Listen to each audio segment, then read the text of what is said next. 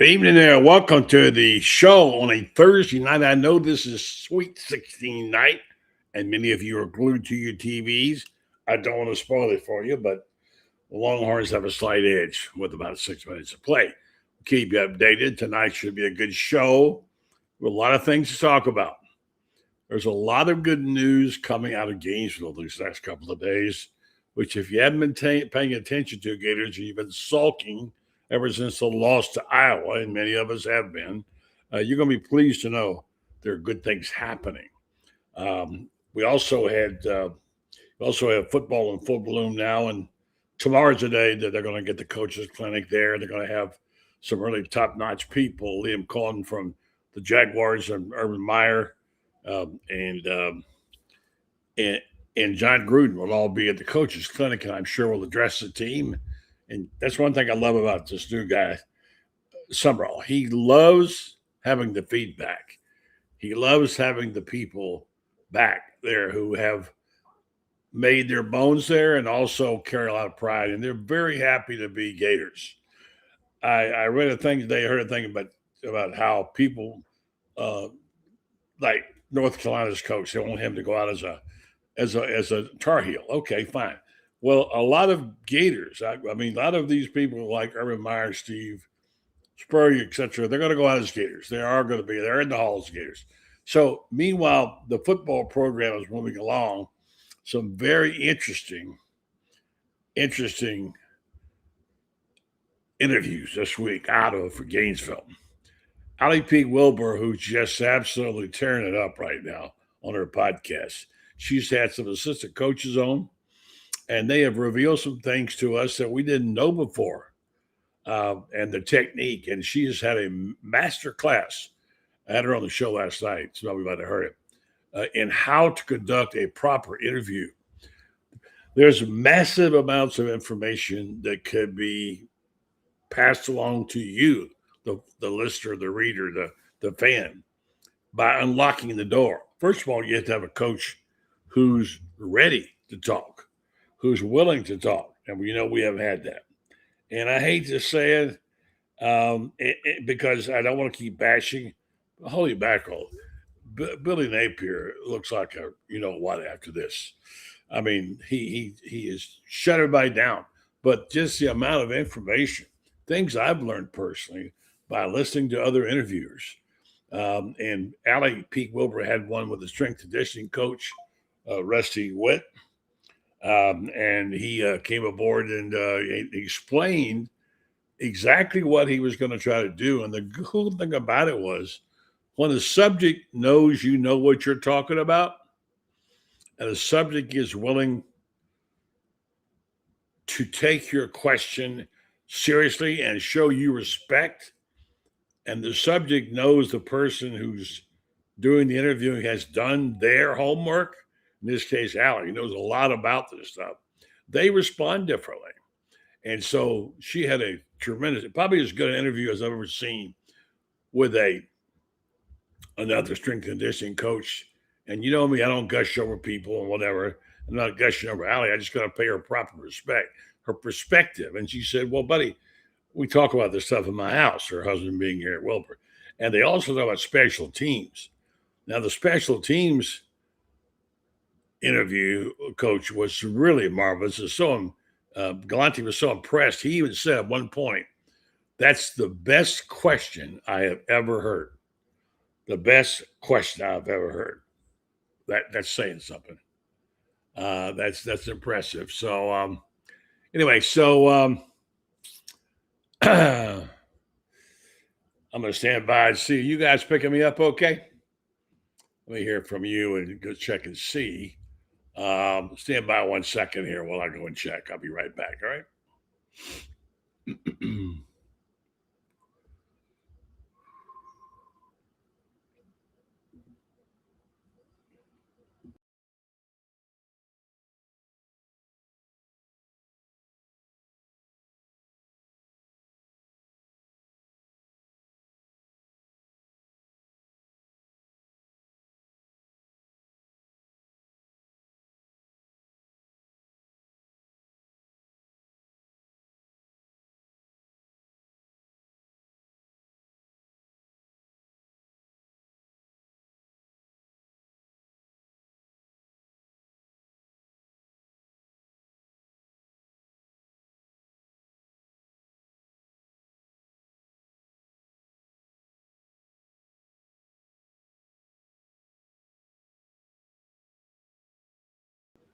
Okay, looks like we're doing okay, except with my guys. Thank you very much because I was supposed to hear from Ben by now.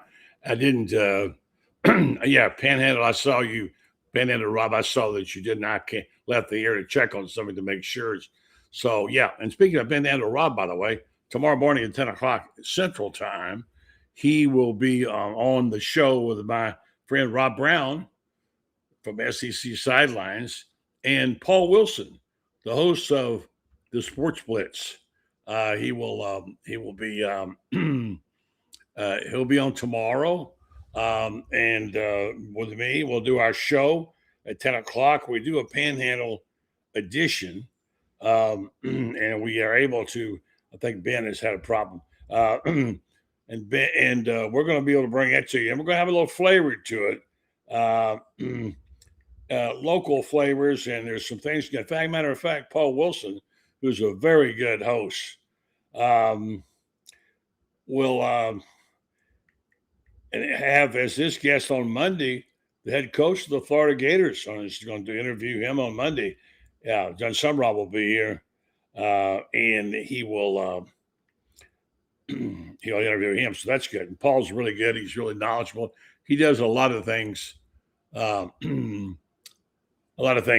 here in this area, and we're going to bring you more things from with this hotbed I'm in right now, out of here in Panama City, has been fantastic for college football. Well, if you like out of Alabama, Auburn, et cetera, et cetera.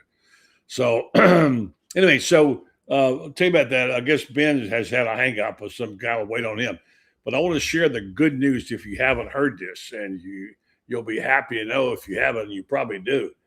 You know, we've been kind of down this week after the Iowa loss. It was a difficult time, and I felt really bad for a couple of guys, especially Boogie Fland. Boogie Fland played his butt off and played well, and he drew the assignment at the end of trying to stop a guy shooting a three-pointer. Yes, it was a bad decision. Yes, it was. Yes, it was poorly executed. It wasn't just on him. And it didn't work. And that goes on the coach and the players, etc. And it's like the last guy striking out with the bases loaded. It's always that guy. And I really felt bad for Boogie because Boogie, I don't know that he had decided that, but I know Boogie had been contemplating maybe on the transfer portal, and that wouldn't have been a good thing. We did see Ben Troupe here after all. Here you are. We thought we were off the air. Look and say, where's that guy? Hey. Oh, y'all got the technical stuff right. You got it right. We're good. We did. When they said, I thought it was us. I thought it was me, but no, we were good. But anyway, we got you. Good to have you. And the time we got you, I'm just talking about the good news basketball program. Yes. Those two guys back. Now, when you start talking about hate to use the word rebuild, but everybody knows the possibilities. If Shinulu doesn't go out, and he might not because he might not be a first round, not going to be a first round. And if you get Condon back, which is a possibility, Condon is there's a lot. He might come back. He might. He might come back. And Glowton was just applying for another year because of the injury. So think about those three guys. Here's what I want to say to the people that's saying about the rebuild. Yes, we got put out by Iowa. Yes, it was unfortunate. I'm not taking that away. But when you getting all these players that want to come back, nothing screams buy-in when you getting players who could leave, and people say they're only coming back because of NIL. No, they're not. No one's gonna care how much money you made in NIL. They know, they believe in Coach Go. They believe in how we started the season and how we ended the season. We got former coaches talking trash, saying Auburn need to be in. Bruce Pearl, please stop it. Y'all went 17-16. Well, your son did. I just think that, buddy, Coach Golden seems to be a guy that wants to be at Florida. I know that Scott Strickland came out and said good luck to these other teams that's vying for him. But when these players are deciding to come back, they're talking to each other behind the scenes now. They're saying, hey, man, you going to do this? Because I'm about to put it out. I'm about to put it out, then I'm coming back. That seems to be the new thing, isn't it, nobody? Like, how retention. Can we get guys who are draft eligible, who are good enough to play in the NBA, to come back? And That's what sells the program. That's what players that's coming out or at other schools that might want to transfer to Florida are saying, can you get the players that you had to come back when the season didn't end the way you want to? And the answer is yes. And it says a lot about Coach Todd Golden. It says a lot about this program. It says a lot about the direction of this program. Florida is highly respected, and I get it. We was a number 1 seed. They got put out in the second round. It was unfortunate. I get it. And it was more than unfortunate. It was painful. Really painful. It was. But here's the thing. You know what Florida and what Coach Golden has done in his short time here is raise the expectation outside of Gainesville. It's one thing to have expectations within the program, as he should and as we do. But when it's breaking news because of who it is or because of who it was done to, it shows that, man, Florida got beat by Iowa. How did they? Now, obviously, that game was wacky. You could tell, buddy, it was going to be one of those type of games. Wasn't really pulling away. I get it, but I'm not trying to rehash it. But to have these guys come back shows that they believe in the direction of the program. They believe in each other. They believe in Coach Golden. And hopefully, man, Condon does come back. Because like I said, well, there's a possibility if he's not a first rounder, he would come. I don't want to get too lost in basketball because we'll have Franz Beard here in a minute. It's football going on right now. I got to tell you that if you haven't heard those interviews by Alec Pete Wilbur on Rusty with the strength and conditioning coach and the special teams coach Galante, it's really good. You will learn some stuff. Yep. She got them to talk about, what they did and how they did it. And I'll tell you something. I came away with these guys are smart. They're smart people. I'm telling you, they're smart. I mean, I was a lot more impressed than I wanted to be. I mean, they were really impressive. Well, buddy, it's like this. It's saying, number one, I get a quick plug. I don't know, buddy, if you've had your sit down with Coach Summerall, but shout out to Scott Burns. He did get me a 20-minute sit down with Coach Summerall. Great. Yeah, it was great. And here's the thing. How did you like him? He was. Man, he impressive. I don't even think it's a good enough word to describe him because you know how it is, buddy. And I know you ran into this. You know how like when you get a high profile coach and you finna interview him and the SID or his publicist say, just don't ask him this. Mm-hmm. Don't ask.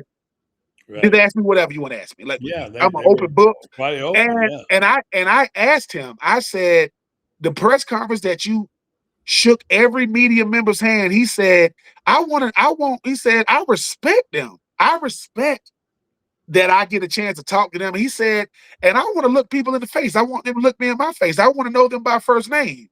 I don't want them. He said, I don't want them yelling out their first name, last name, and what publication and he said, that's important to me because smart. I only get so many times to make a lasting impression. I only get so many times to do that. You only get one chance for a first impression. Well, exactly. And it was great. It was great to sit down and talk to him. We went over a lot of things. I asked him about Jaden Ball. And it's something that he said to me. He said, well, Ben, I didn't recruit Jaden Ball. And it gave me a chance to sell the program to him. Like to go to his house. He said it was me, my wife, my 4 children, my mother, and her dog. We went to his house, met his parent, and I think the thing about Coach Summerall, I mean, buddy, when you talk about shout out to Miss Alec Wilbur and what she be doing, he's letting you know I didn't pick my friends, I picked the best coaching staff. And when you get to hearing them talking about the D-line, about the O-line, about nutrition, about how they're gonna, I mean, I know we're gonna get to Coach White, but when you get to talking about Coach Summerall, he's saying, dude, I'm at the University of Florida, right? I asked him, I said, what's the biggest difference between going from Troy, Alabama, when you was at Troy, to New Orleans, Louisiana, when you was at Tulane, to Gainesville? He said, resources. He says, Ben, when you have unlimited resources, he said, if you don't have it, you can only imagine what's it's like. And when you get it, you just saying, hey, we can do that. Yeah, just tell us what you need. I want to bring this up. I'm glad you brought up, and I'll bring Franz in here too. You brought up the fact that he brought up number 13. And I tell you what, this guy, if you're smart and you think about it, Jaden Ball is the heart and soul of this team. And the one guy I credit a lot for this is Cole Kugelik. He knows ball. I think. And I heard him interviewed today, and they asked him, who you think the most, who you think the player of the year is going to be in the SEC? And he said, Jaden Ball. Now, if you think about it, and welcome to Franz. Franz, thanks for coming in. We're talking a little football first. When you line up, we know enough about ball. You guys, I know Ben played it. When you line up for the other guy, you say, I can beat you. I'm coming at you with my best stuff. And I'm going to run the ball down your throat. And you do it, there's nothing more dispiriting than that. When you just run over. And this team, they're stockpiling offensive linemen. Troutline's getting some boys in there. And you take look at what Jaden Ball's done without any a whole lot of help. I mean, this guy is an incredible football player. He can rush for 1,500 yards this year if they choose to run the ball a lot. And so I'm excited to see what Ball's going to look like on that offense. Although today I wrote about the defense, and we'll talk about that a little bit, Brad White. But I'll say good evening to friends, and just say a couple of words, Franz, about Jaden Ball. Definitively tough is what I would say. I mean, he defines toughness. I mean, he's got quick moves and everything like this, but you watch how difficult he is to bring down. Yeah, I don't know too many times I've seen him in the time he's been here at Florida that one guy's brought him down. I bet you could count on your fingers how many times one guy's brought him down. Usually it's two or three that have to do it. He defines toughness. And as Ben will tell you, toughness rubs off on teammates. Long before Ben played and when Shane played, they had a guy named Tony Rowell. They brought him over from the defensive line and put him in at right guard. And he's a guy that if he didn't like what was going on with the lineman there, he'd grab him. And you'd see him in the huddle. He'd grab that guy by the face mask and say, either you get your job done or else I'm going to the coach and saying, get your butt out of here. Give me somebody who can. Yeah. And you got to have a tough guy. You cannot have a soft, easy guy that's your leader. Right. It has to be a tough guy. The main thing I wanted to say, sport, it's got to be a tough guy. You're right. The main thing I wanted to say was, and I want to get this point across, and I want Ben to respond to it too, is that if they lined up, because one of the things this offensive line coaches about and Troutline's about, and Buster likes to do is play odd combinations on the front. They'll put four guys on offensive line to one side of the foot. They'll move these guys around, and they'll stack all kind of extra blockers in there. Sometimes you may be looking at 6 blockers coming at you. You know what I mean? And what's going to happen if they play power football, Ben? At least they come out that way and say, "I'm coming at you. Look out! I'm going to have 4 over here sometime and 4 over here sometime. But we coming at you. Not only can we block you, we can run over you too." And they can do that. What does that do, Ben? If he can do that, that means that you have a bunch of offensive linemen that's being utilized like skill players. When you tell an O lineman, most O linemen, you know what makes an O lineman go crazy when they get to pull. They want them plays. They get out there and pull. If you saying, "Hey, we gonna run uneven fronts," that means that you're not just 5 guys with your hand on the line just pushing guys. No, we gonna force the defense to think, and we ain't doing nothing cute to throw the ball. We're gonna run it out these formations. Right at you.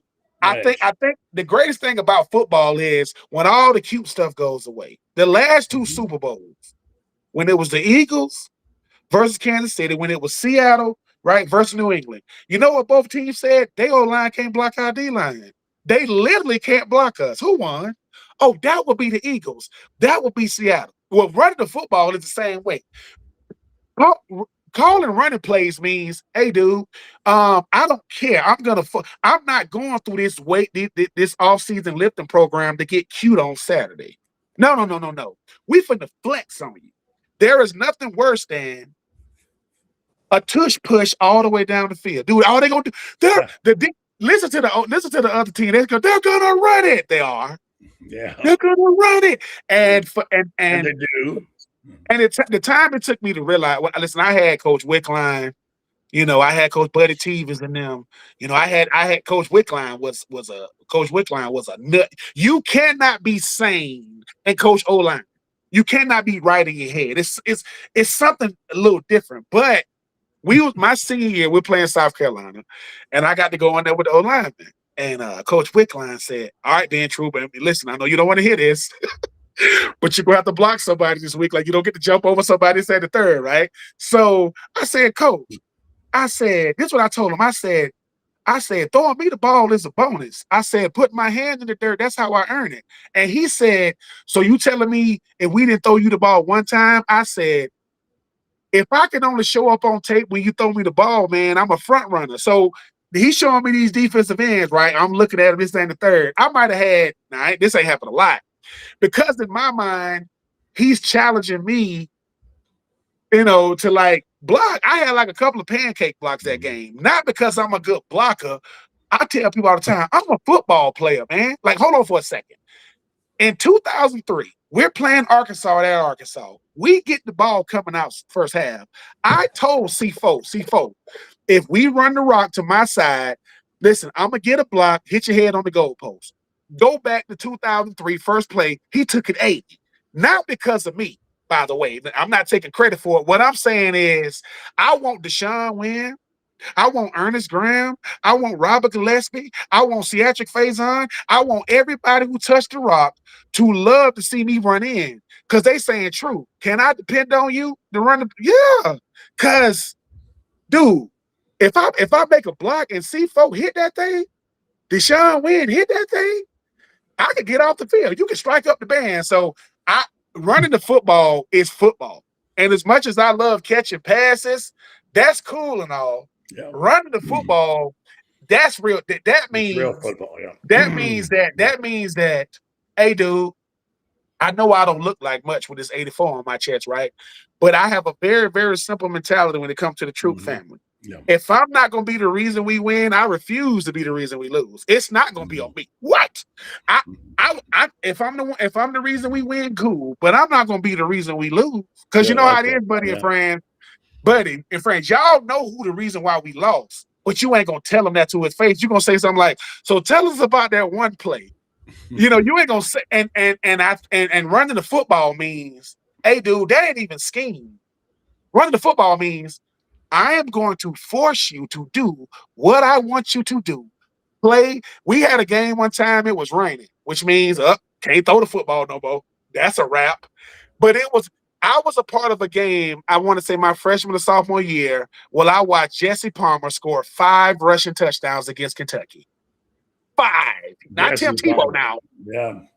Oh, how you think that happened? That happened. That's happening when you muscling somebody up. So I'm looking for Jaden Ball did not come back. His junior year, huge year, huge. I'm loving it. and guess who coached him? You know who coached Jaden Ball when he was a youngin? That would be a one Kelvin Kite, because he lived out there in the Lithonia area. I didn't know that. Kite, Kelvin Kite used to coach that youngin because he's from like the Lithonia area. Jaden, I love you. And people always say this. You want to get a good football player to come to Florida? Yeah, snatch him out of Georgia. When them Georgia boys come to Florida, I'm just saying, we got a nice track. Georgia. There's a few like you. Hey, by the way, I know Francis died 1,000 deaths watching this Sweet 16 game, and it looks like Texas might take it on the chin here with only a little few ticks to go at the foul line. And Purdue, Francis, is a lot tougher than people thought. Well, I thought they were pretty tough as it was. They got size. Texas has surprised me to be there in the first place, and it's a 2-point game. 20 seconds ago, Iowa's already beaten Nebraska. That came down the wire. How about that on here? Yeah, I would just there's. Well, Katidas hit a second one, so it's a 1-point game with 20 seconds. Yeah, well, and again, we'll follow this closely. Texas at the foul line, and now down by 1 with 20 to go. France, I was trying to explain before. I thought I was having some difficulties, but it turned out I didn't on my broadcasts. there's the news today, all mixed in with what you've been saying. You had a great column today talking about what if this could happen and that could happen. And since that column was written, we got the news that not only is Boogie Fland coming back, and by the way, I saw his original tweet or whatever about the fact that he was going to go to the portal, and he obviously was an emotional decision. He brought that back and decided, no, he's staying here, which is great for two reasons. A, they need him, and B, he shouldn't be scapegoated for because he played a great game on defense, and he made one play that he didn't make one play. And then the other news today, we got the Urbahn Klavzar is coming back. Yeah. So, and that's not a surprise, but until it's done, Franz, it's not done.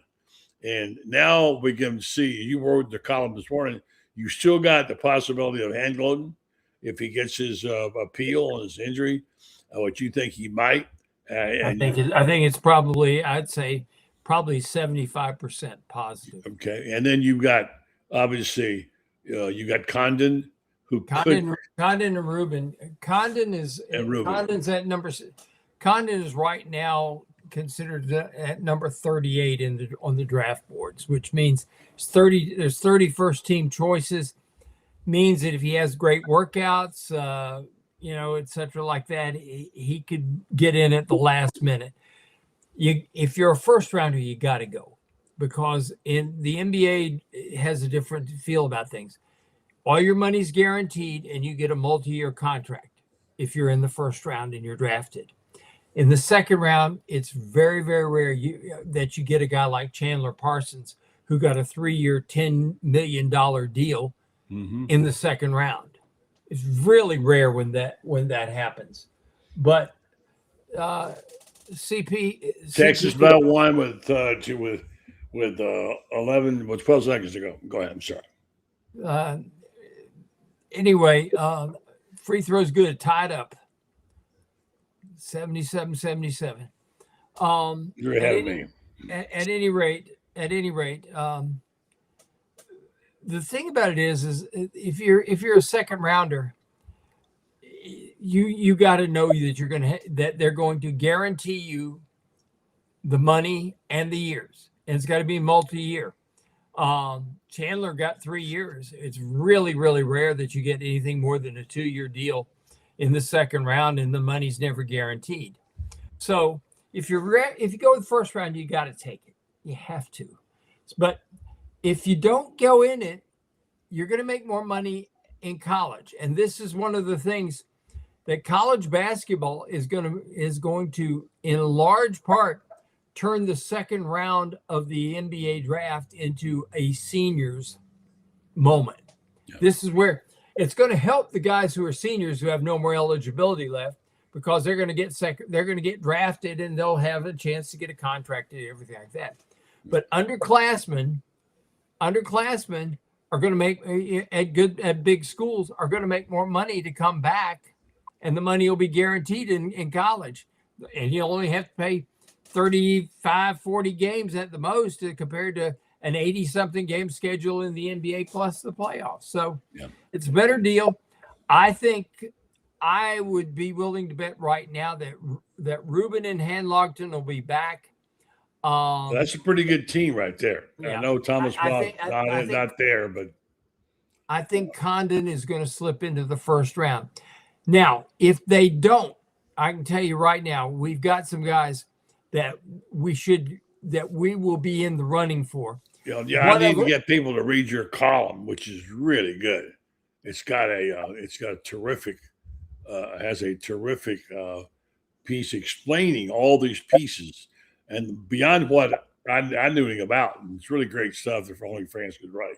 Yeah, the final score is that Purdue wins at 79-77. How about that? Gosh. How about that? At the buzzer. Wow. There you go. All right, guys. In the remaining time we have you together, and we'll have a moment here. We'll have Loren Meadows on. Let's talk about the defense of Florida. I wouldn't call it a deep dive. I wouldn't call it a shallow dive. I just took a dive on Florida's defense and Brad White, and I researched some stuff. And when I got through, and I listened to a lot of the interviews and read some of the stories, I was pretty impressed with this guy. I mean, he is he's smart. He's his record at Kentucky. I believe he was the head DC there 8 years and beat Florida 5, as I recall. He's a really good coordinator and good assistant. And I didn't know how close that he and Summerall were.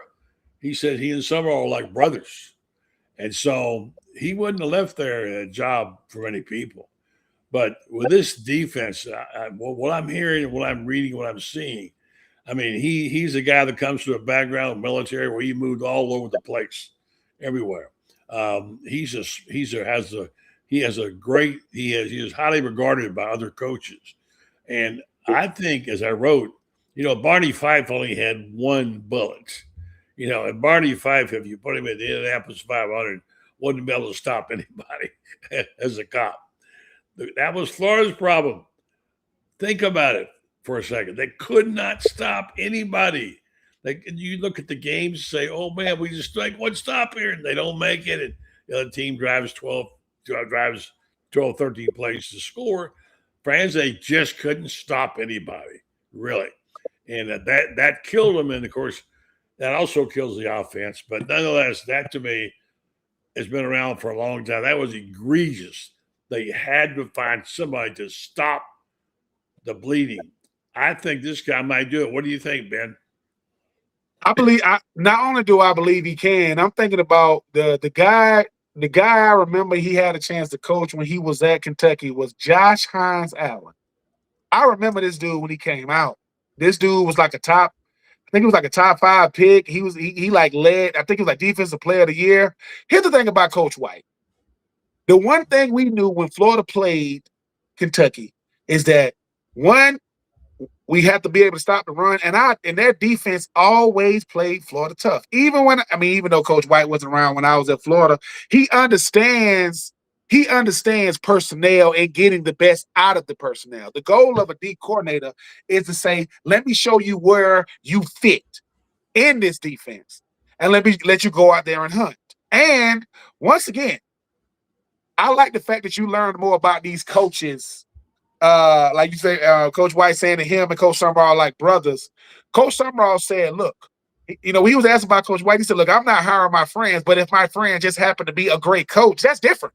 He's one of the best coaches out there. And here's the thing about Coach White. You don't have to sell people on Florida. I don't care if you're a coach or a player. My best friend, like a brother, is the head coach. He knew. Okay, look at it this way, buddy. Hey man, Buddy Martin just took over the New York Times sports section for the next 5 years. Franz like, oh God, I gotta move to New York. Right? You just understand certain Franz things. is coming. Franz is going with me. And what I'm saying is, Franz, you call it Franz like, I don't got a big coat. Do I gotta get a big coat? Does it gotta have feathers in it? Because I want the best around me. What Coach Summerall does is this. He says, it's like this. If I got the best coaches, I don't got to be a great coach. When I don't got good coaches, I got to be great. If I got great coaches around me, I just got to be a facilitator. I got to go around, make sure I touch, every team. Everybody on my team. And with a guy like Coach White, I look at it like this. Say what you want about Kentucky. That defense was out. They've been good for a long time, and so bringing over a guy like that, players respect resumes and pedigree. If you coming from the SEC, whether you a former player or a former coach, it's gonna be respected. And for some reason, the last 5 or 6 years, Kentucky ain't scared of Florida at home or away. They are not afraid of Florida, and a big reason why is, hey man, the defense gonna play us tough, and the offense gonna run the ball. Kentucky play Florida how Florida gonna be playing people moving forward. We gonna bludgeon you on defense, and we gonna beat you up on offense running the football. Yeah. And when you got a coach like that, and Coach White, he was the facilitator behind it. So I'm happy that he's at Florida. Yeah. I'm happy at the fact that if you could win at non-traditional schools, you could coach. Because ain't nobody worried about Kentucky. Kentucky is trying to get the 8 wins, 9 wins. To say, hey, they're not going to Atlanta. They're not going to college football playoffs. They are a basketball school, and they be beating up on Florida, and it shouldn't have been that way. And I'm happy we have him. I think that a guy like L.J. McCray is either going to really like football or he's going to hate it. Because a guy with that caliber of talent, Coach White going to be all over him. He going to say, look, dude, when you got a Miles Graham that could run your defense, that all you need is one player to run it. So, and I know that Jaden Woods is going to feast. Yeah. I'm just happy that we have. Thank you. That's good analysis. Loren, welcome in, buddy. How you guys doing? Back and forth about football and basketball. I see y'all so caught up on jumping around. And, also, all the good news in Gainesville about the guys coming back. The basketball team is quietly assembling. Franz, I know you got to get out of here soon. You're trying to watch the basketball, and I'll get you out of here. But while we got the three together, I want to assess what we think we know at this point in time. First of all, we'll put the basketball over here. Looks like things look a lot better than they looked a couple of days ago. Things are improving there, and we're all excited about that possibility.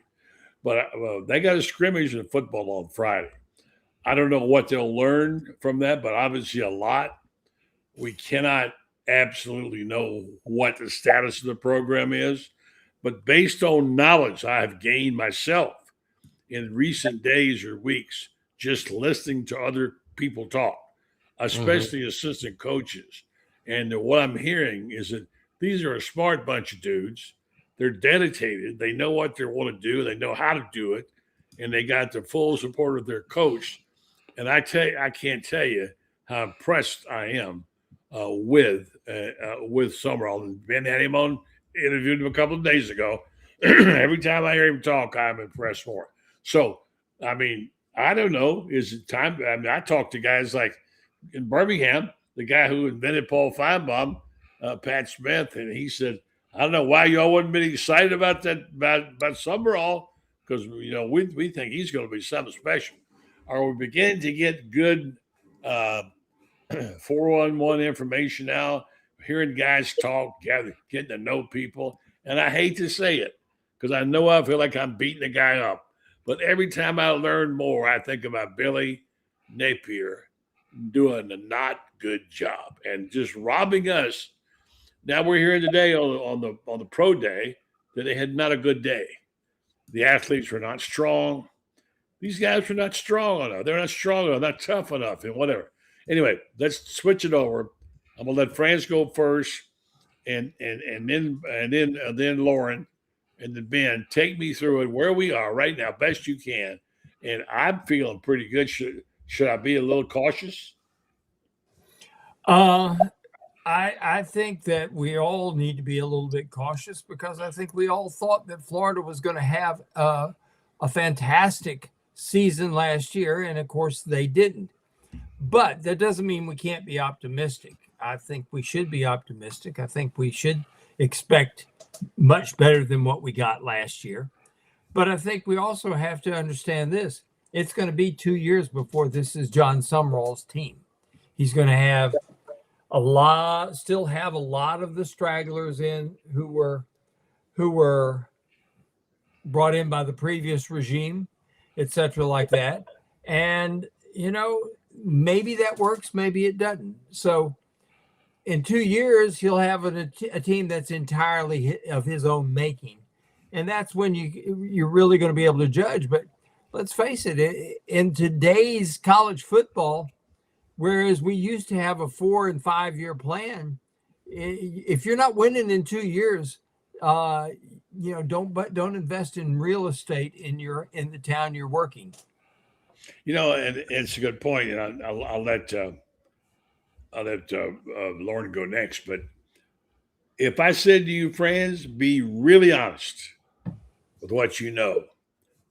If I said, give me if there are 2 stocks there you're going to buy, and you can buy either Florida football or Florida basketball for the most improvement in the next couple of years, which stock would you buy? Well, basketball's already there. I said improvement. Improvement. Mm-hmm. I'd say football because basketball is already there. Mm-hmm. All right. Loren, to assess the situation and tell me how you're feeling about the program and what you I agree. I mean, Franz and I mean, we agree a lot when it comes to sports. I And, mean, you're both wrong. well, I mean, it could be, but I think right now, man. I mean, I think it's what it said: "Fool me once, shame on you. Fool me twice, shame on me." I think we just wait and see, man. I mean, I think it's a long way to go. I want to wait and see. I want to enjoy it right now. Well, but ain't nothing to enjoy, buddy. This is what would you enjoy right now? A good day. What are you enjoying? I enjoy each day.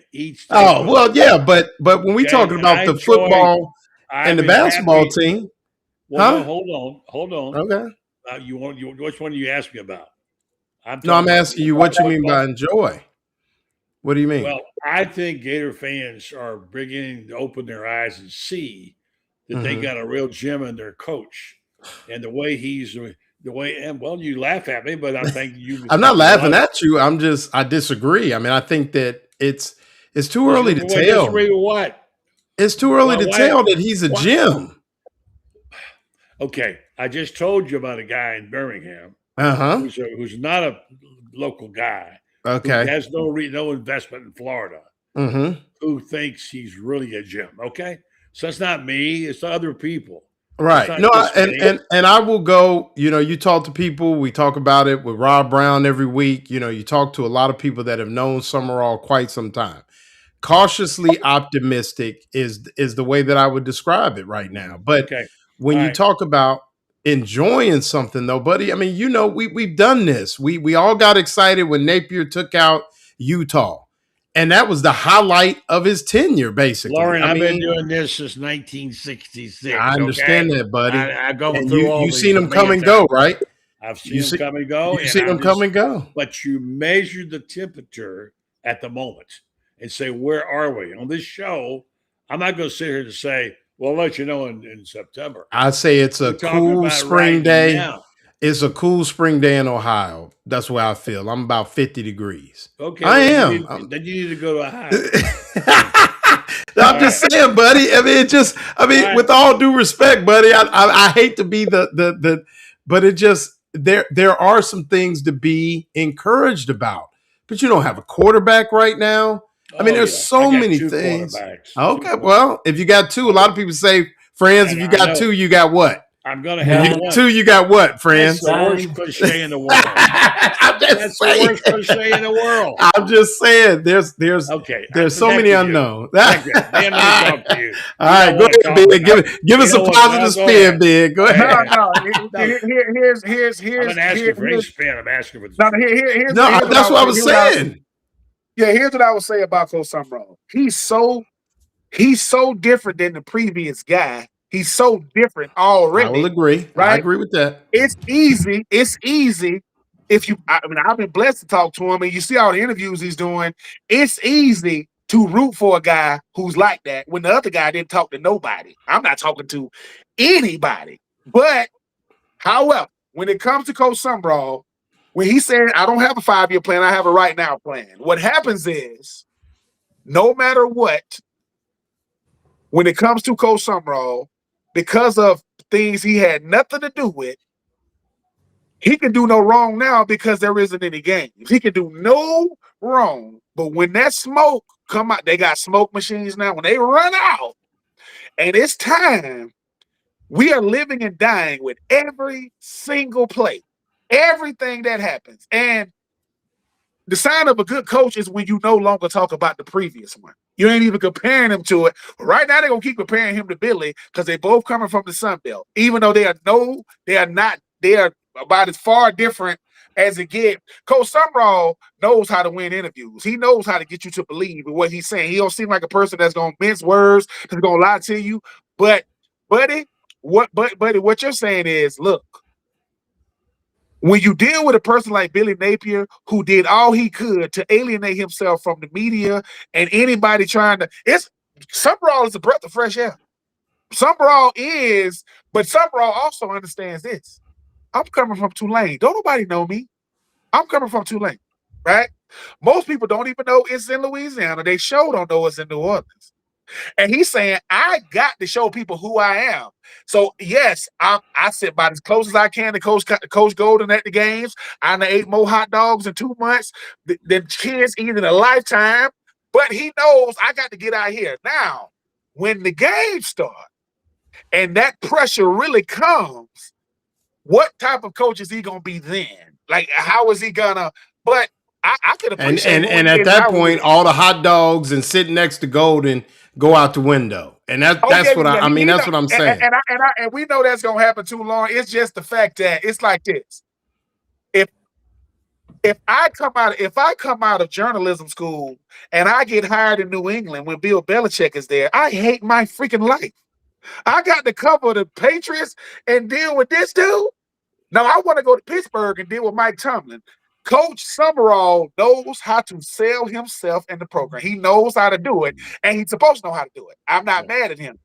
But Coach Summerall is not naive. He knows, look, he said this to me. He says, I know Gator Nation ain't really welcomed me yet. I go, oh, no, you ain't really better than shit. But if it gets rocky, when it gets rocky, which it will, they're gonna show a different side. He said, but look, man, he said, I'm ready for it, man. I'm not running from it. And like I say, buddy, ain't nothing wrong with enjoying it. Cause what pissed me off, which it ain't got nothing to do with me. I'm looking at this guy that used to coach in Florida. He goes to this another school, and what does he do? He has an offensive coordinator. No, you didn't. No, you didn't take your stinking behind to another school. Now I don't want to call plays. Anyway, I gotta let Coach Nathan go. But I do understand if you've listened to Coach Summerall, Coach Summerall has done more podcast interviews than most head coaches will do in a lifetime. Yeah.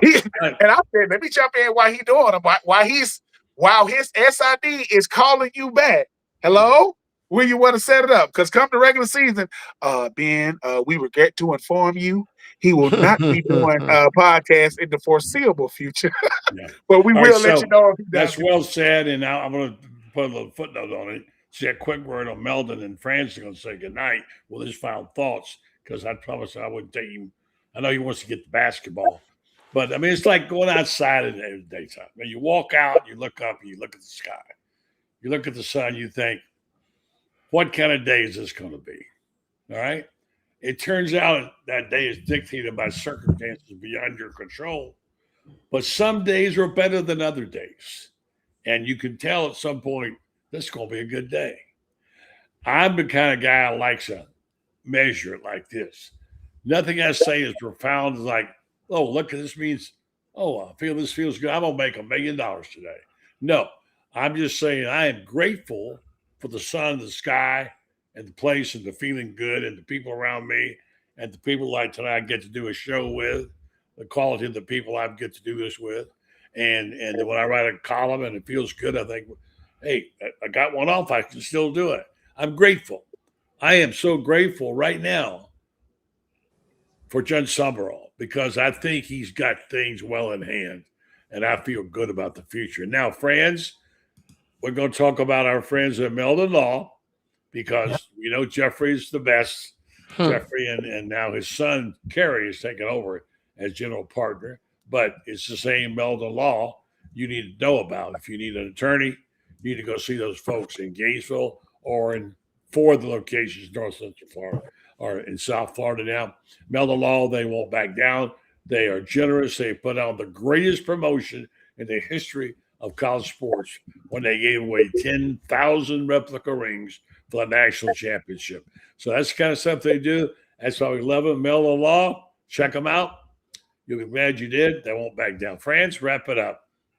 Well, let me say something about Jeffrey. I wish we had more Jeffrey Meldons out there. We need them. Jeffrey doesn't matter the sport. He's backing it.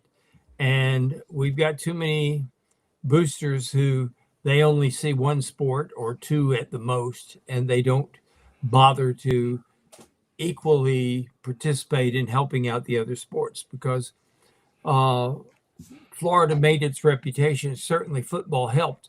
It was big, but Florida really made its reputation as a school that won national championships and everything.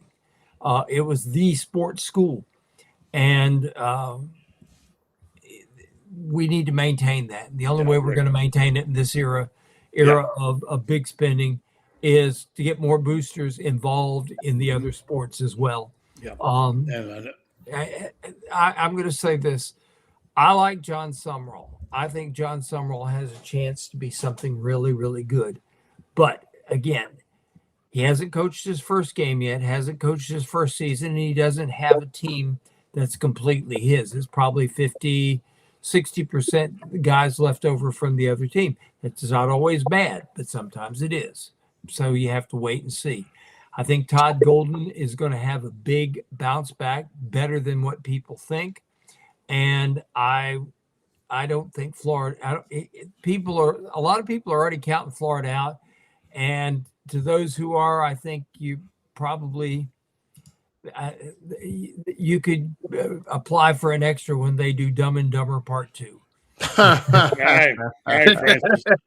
You go to bed, Francis, for you. I don't want you getting sick on my time and saying you can't be up too late. All right. Fran gonna leave you with the Franism for you get out.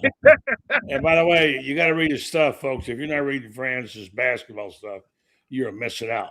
Get educated. This guy knows as much basketball.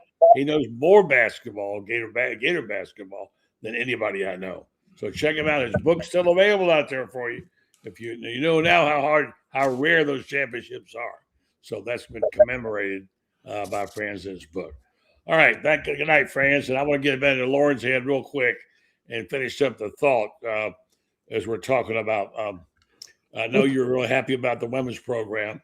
And by the way, let me say, Loren, you had one of the best shows of the night, you and your guys, on Tuesday night that we've ever had. That was the guy, what's his name? James DiVirgilio from the Gator Nation Football Podcast. Boy, he was great. And I sent you a note, and I know you read it, but he did a great job. He knows his football.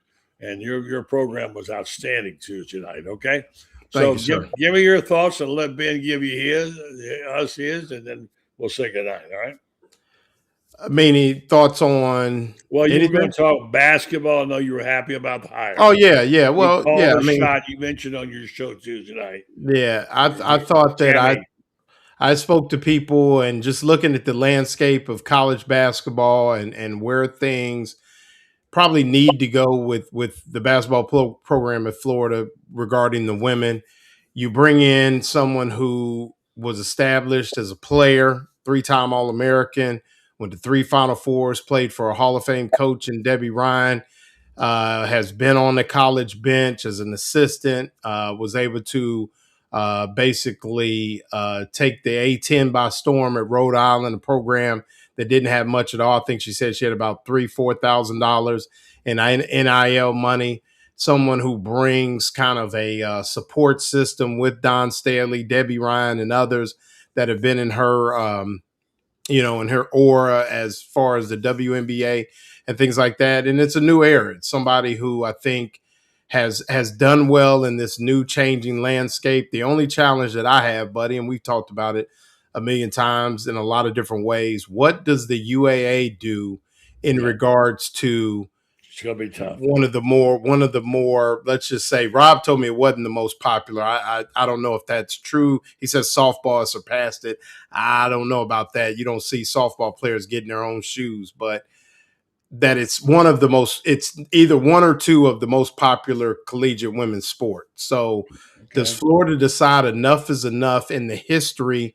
They're basically the Vanderbilt of women's college basketball in a sense, where Vandy used to be in football. Does Scott Strickland and group make the commitment to really push towards putting Florida at least in the top half consistently year in, year out in women's basketball? Okay. Now I want you, Ben, to do this, and I want you to do it in less than a minute, and I want you to go Loren in less than a minute. If you could give advice, if he called you up and Summerall said, I need you to tell me the most important thing I need to know about this program and what I should do, what would you say, Ben, to him? The most important thing, if Coach Summerall called me and said, what's the most important thing? Yeah, I would tell him, you better take care of your players. Because here's the thing, right? all you have is the players speaking on your behalf. Meaning, the players are the most important. He told me that. He said, "Look, when I coach, he told me they coming to see the players. They coming to see people with the numbers on their chest and the name on their back. Don't forget that, man. Do not forget. You got to take care of them, and it's up to him to figure out what that is. And the reason why is you already took care of your coaches. You brought them over here. They on the Florida Gator coaching staff. Take care of these players. Okay. Take care of the backups who could become starters. Who could become starters. Good advice. Loren, give me your best 60 seconds to tell Coach Summerall what he ought to do. Be you. It works. You've proven it works, and just stay the course. But stay the course with the thought in mind that it is the 12 Saturdays in the fall. Stay the course. Do what you've been doing. You've won at Troy. You won at Tulane. But understand that every Saturday is the most important Saturday of your adult life. So it's not the Monday through Fridays you're talking about? Well, you got to get to that with the Mondays through Friday, but you know what I mean. Yeah, make the football the main thing. I know. Nobody wants to. They all come from great families. They all have good parents. 99% of these kids, whether they got single parents, 2-parent homes, 99% of them come from great homes. That's not a headline.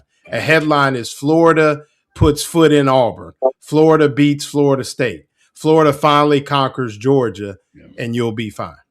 All right. Love you guys both. Thank you very much. And you both do a great job. Good show tonight. Thank you, Loren. Thank you, man. Take care, guys. Check them out when they write. Appreciate it. Thank you. Baseball is here, buddy. Baseball is here. So you know, go Giants. Go Giants. Got that new manager. Go Giants. I got a new TV thing. I'll think about that. Buddy, if you keep your hat the same, I will keep my hat the same. If I see you with a Florida Marlins, you already know I got plenty of the A's over here. I ain't going to Florida. Good night, guys. You know what? Good night.